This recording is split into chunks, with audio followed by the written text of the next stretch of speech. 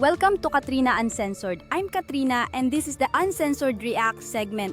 We're back to uncover facts and voice what the public needs to know. Today, we're talking about a name that keeps making headlines, not because of her achievements, but because of the mystery surrounding her, Sara Duterte.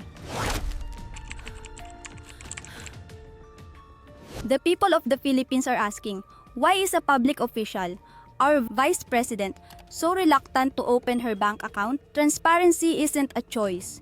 It's the duty of every public servant living off the people's sweat and taxes. If there's nothing to hide, why so much fear? That silence is exactly what sparks suspicion.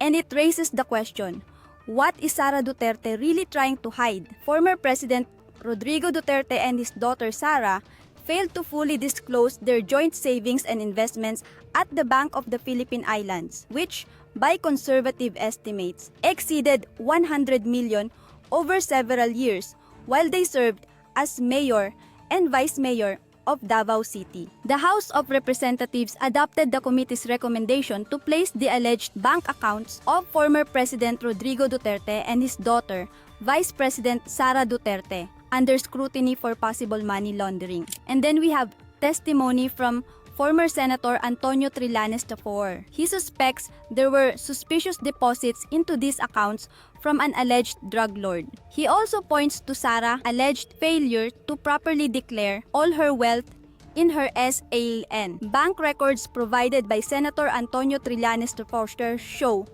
that former President Rodrigo Duterte and his daughter, Sara Duterte, left out significant deposits and investments, estimated at over P100 million, from their statements of assets, liabilities, and net worth during their terms in Davao City.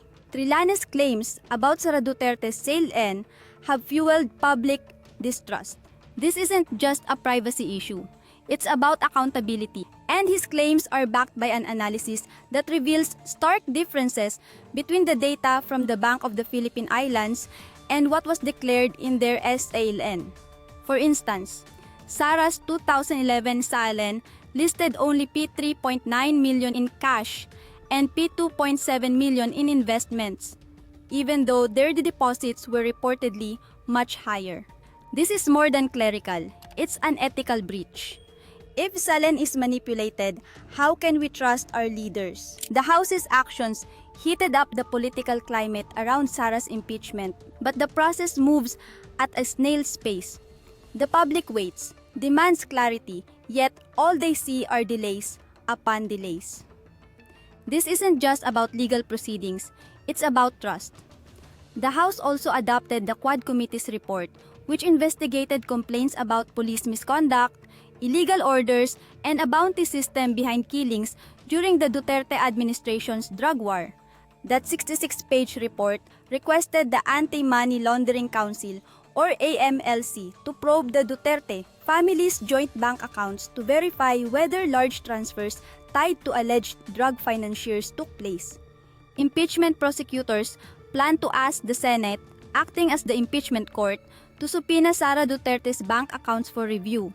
And this is allowed under exceptions to the bank secrecy law, which permits the disclosure of financial data in cases of impeachment, bribery, or public negligence.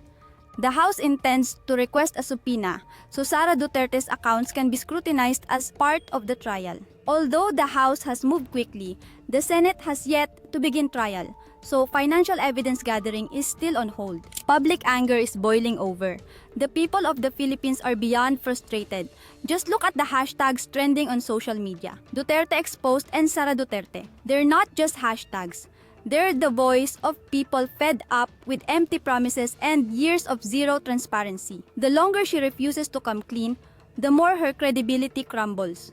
And if she fails to act, it could have serious consequences for her political career. So what's next? We're seeing legal steps that aim to push Sara Duterte closer to an impeachment process. This is the last resort to guarantee accountability. This could mean a damaged reputation and collapse of public trust. That's the steep price of refusing transparency. Without public trust, a leader is nothing more than a figurehead with no soul. We feel angry.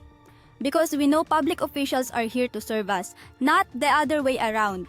They should embrace transparency, not hide behind secrecy. When crucial financial information is kept hidden, it's not privacy. It's a betrayal of the trust we gave them. Don't we deserve honest, principled leaders?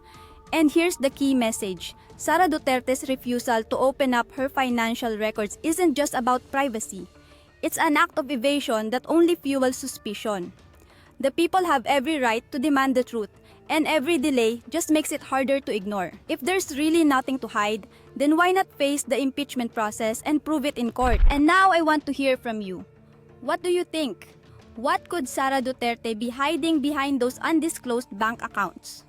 And given these serious questions, do you believe the impeachment proceedings must move forward without delay to hold her accountable? Shouldn't this process be pushed all the way through so the people can finally see the truth? Let me know your thoughts in the comments.